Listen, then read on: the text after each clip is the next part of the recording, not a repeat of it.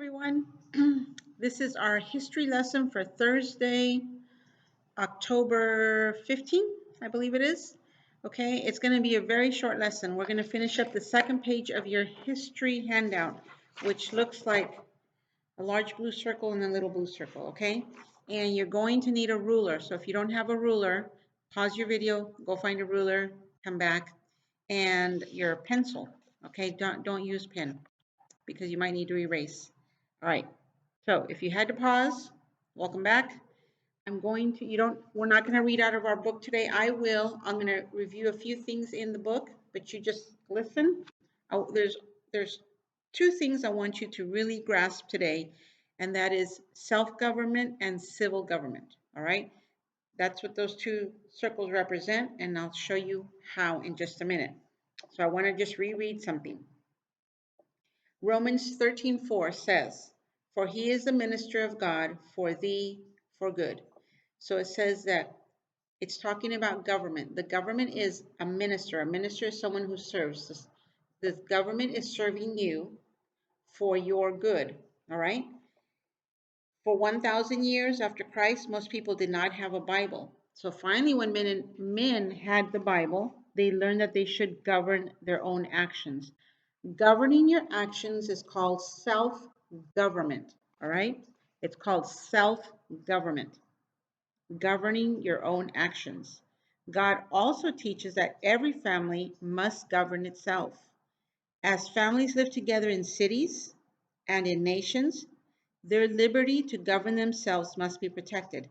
So the Bible teaches us that we must govern ourselves.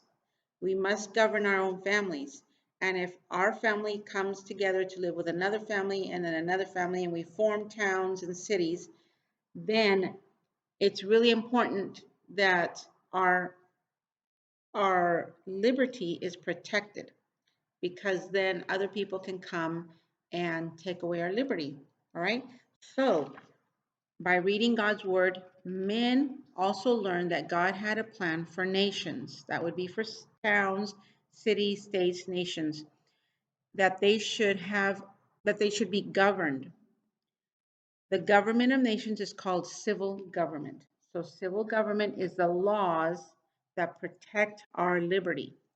As men studied the Bible and learned about self-government and civil government, they learned that God planned for civil government to protect those who were doing good, and also to punish those who were doing evil. Two things. History teaches us that without the Bible, civil government was not always followed by God's plan. Was not always followed as God's plan. As men learned that they could govern their own actions and their own families by the Bible, they wanted civil government to govern the way God planned it. They wanted civil government to protect their liberty. Men had to learn from the Bible what God planned for civil government. All right? So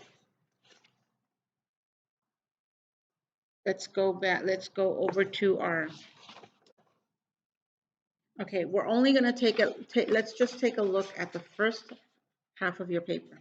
Okay? There's a line down here. It says government. Okay. See the blue circle? Let's imagine that you governing your actions, which is self-government. This blue circle represents how much self-government you have in you, all right? The black circle, the outside circle, this represents civil government, all right? So this is your self-government, and this is your civil government. Looks like there's not a lot of civil government. Why? Because you have a lot of self-government. The more self-controlled you are, the more you control your actions, the less civil government we need. So let's take your ruler, and I want you to draw a line right here, and your line is going to touch the black line. So and I want your line to be straight. I don't want your line to be sideways or like this. Try to make it nice and straight like that, okay? You might want to do, how about, let's do two. If they're not very long, let's say they're kind of short, like that. Okay? And then on this side over here, I want you to draw another 2 lines, but this time I want your ruler to go to the blue, and your lines are going to go a little bit inside the blue, like this.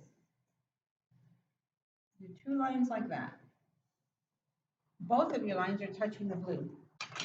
All right? So what did we say this black line was? This black line is civil government. So you're going to write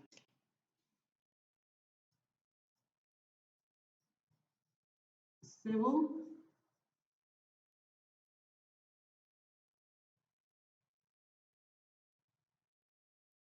government on this one. On this one over here, the one that's touching the blue lines, you remember what the blue is? The big blue area is self-government, all right? That represents how much self-government you have. It's big, that means you have a lot of self-government.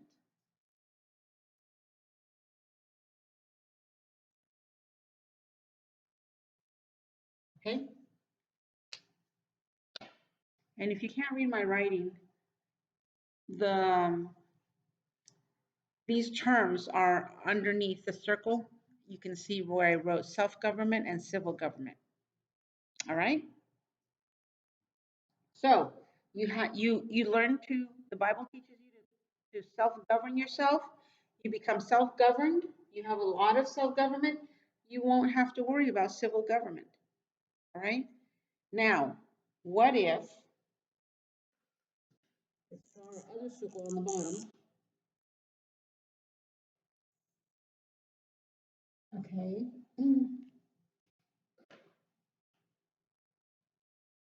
This little blue area represents your self-government. So let's imagine that you went to CLIP for 12 years and we taught you self-government and you didn't learn any self-government. Your parents read the Bible at home with you and you still didn't learn any self-government. This is how much self-government you have. So guess what? The less self-government you have, how much of civil government are you going to need?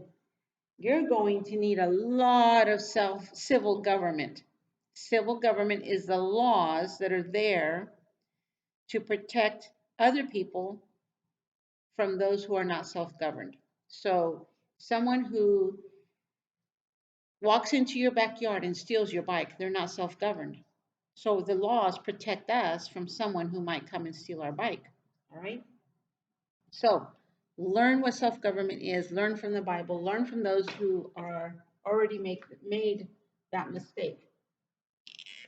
So you're going to draw another line again, actually 2 lines. You're going to draw this one, and then you're going to draw one here,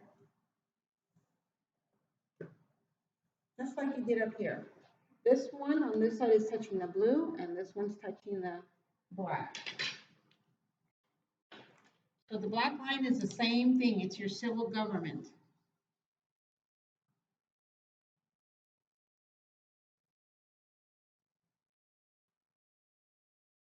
Civil government. We have a lot of civil government here because we have very little self-government there. You do not have to write this in red like I am, okay? Just write it with your pencil.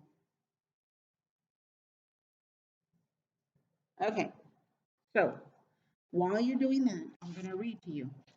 There must always be government. The size and authority given to civil government, we the people get to choose the people who are going to run the civil government. Okay? The power that we give the self-government will be according to how big or small these are. So, if we are self-governed, we don't give a lot of power to the civil government. But if we're not self-government, then we have to give them more power to do their job, right? And let me see. Now, let's just consider this for a minute. Remember, we talked about what a minister is in Romans, I believe it was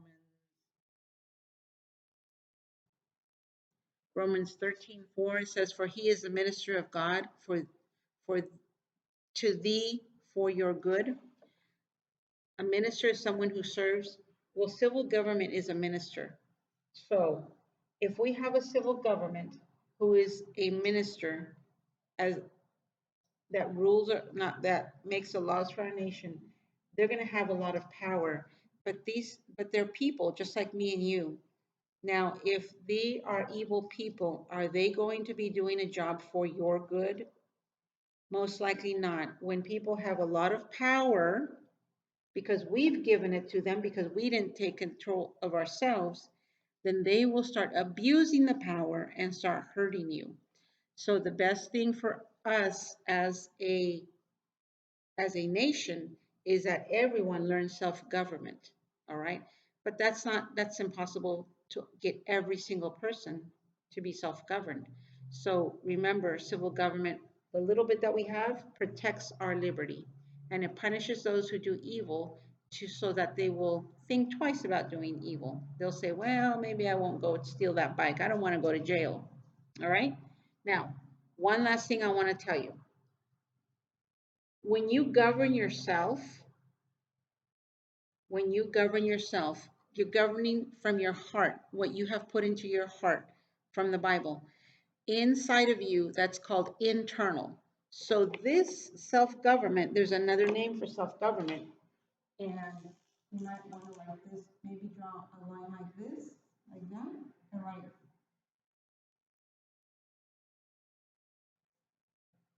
That's internal.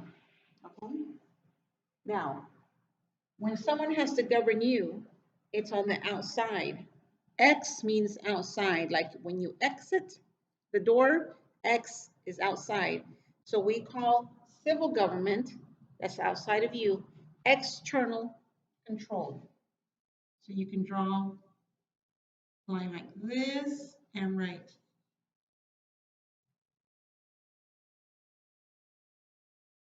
external. Sorry about that. I should have used the ruler. I did the opposite of what I told you guys to do. Okay? All right. So we have lots of self-control, little civil, it's the opposite, little civil government. Little self-control, lots of civil government.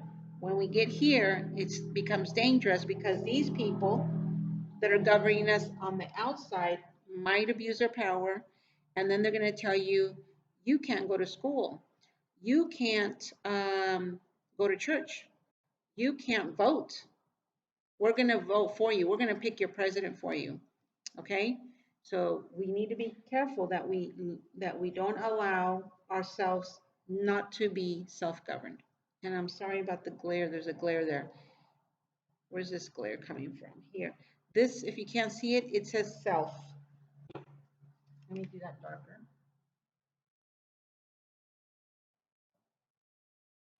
Self-government. All right? And I believe that's it for our lesson today. That's the end of our chapter 3 on self-government. Next week, we'll move on to chapter 4. Okay? So go ahead and pause your video because I'm going to end the video now. If this, let me just review really quick. Well, there's a glare. I just took the glare away. Civil government is external. Self-government is internal. Okay? All right. We'll talk to you guys later. Bye-bye.